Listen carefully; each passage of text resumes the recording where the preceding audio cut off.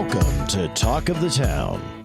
This is an official podcast from the town of Pinetop-Lakeside to expand upon community topics shared through the Talk of the Town newsletter. Here we will give you more detail, respond to questions, and deliver information about community news and happenings. Hey everybody, it's Rob from the town of Pinetop-Lakeside, hanging out here in Town Hall. Welcome to 2024. This will be the first official podcast of 2024 from Talk of the Town. With me in the studio, I have Chelsea, the Police Services Officer.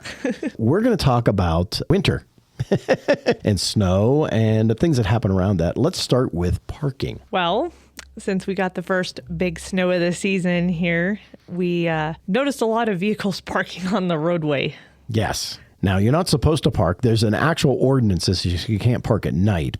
But let's be smart about it, right? Well, not just the ordinance, but it's also state. Like the ordinance itself mirrors the state. You can't park in the roadway, I mean, for obvious reasons. We can't plow. Right. When your car's in the road. Right. Which in return, puts the citizens, us, the plows, everybody at more risk because, hey, if they can't plow there, they can't get the ice up, then you slide at the stop sign into the next car. Now we're all standing out there with an accident. You're standing out there cold. Nobody's happy and nobody won. So basically between October and April, just don't park in the street. Yeah, the ordinance, it says overnight. I think it says from midnight to 7 a.m. Or during inclement weather, it also says. So yeah. Right. So, and it's got that caveat anytime during snow operations. And what I usually tell citizens, if it's falling from the sky or it just fell from the sky, there's probably snow operations. So just don't park it then. There you go. Because not only do you, of course, not want to have us knocking on your door, but you probably also don't want to pay the tow fee. Yeah. They'll honk the horn as they go by. You also don't want to have everybody woken up because your car is sitting on the road and that's why they're honking the horn. Right. Yeah. And if we have to get the plow through, believe me, we will get it through. Yeah. I think the plow will win over almost any vehicle. Any of the vehicles I have, at least. Yeah. Well, and I cheat. I have a tow truck, so I just call the tow truck and remove the vehicle. There you go. So park, and then let's talk about driving. Yes. Slow down, please. On top of that, people forget that when we have low traction, the road, the ice, the sleet, even that slushy that is now all over the roads, it puts a layer. Yeah. So you can't get very good traction like you would normally get. So back off following distance a little bit. I always drive by the rule of thumb. If the car in front of you was to abruptly hit a brick wall, do you have plenty of time to stop behind them? Right.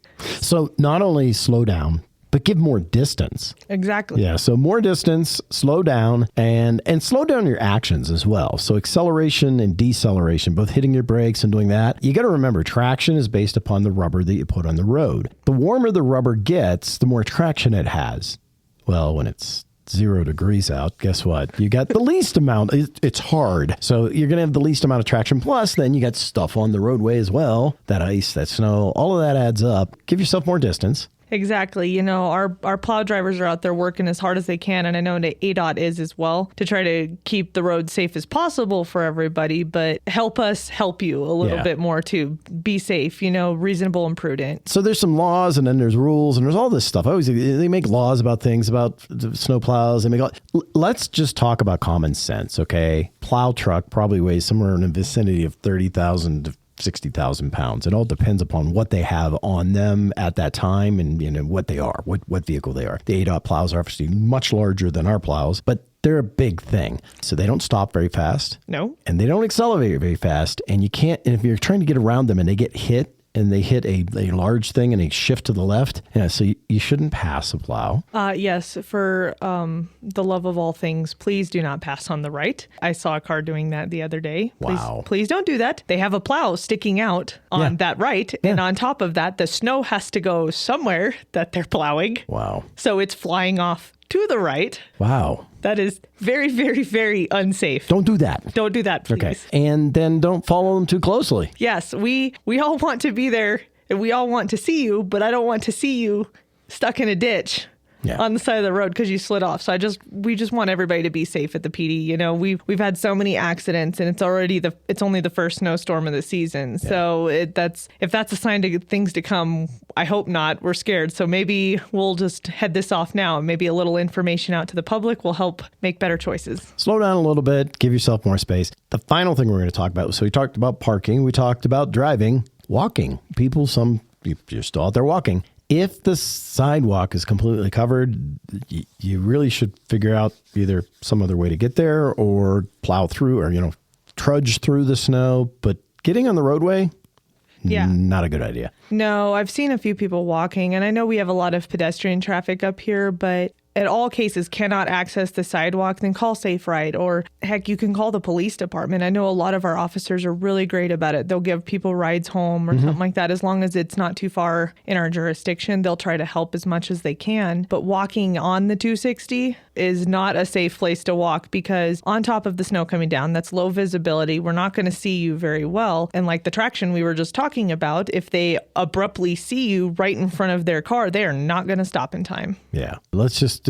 be smart about it. Pack your patience, I think is what they say all the time. Yes. Pack your patience because get there safely. You know, whatever it is, whether it's walking, running, or driving, make sure we're getting to wherever we need to be safely because nobody's helping anybody when we're in the emergency. You bet. Okay, so take your time out there. If you have any questions, of course, you can always contact us here. Once again, Officer Haas, thank you very much for your time. Have a great time out there. Be good and be safe. We'll see you soon.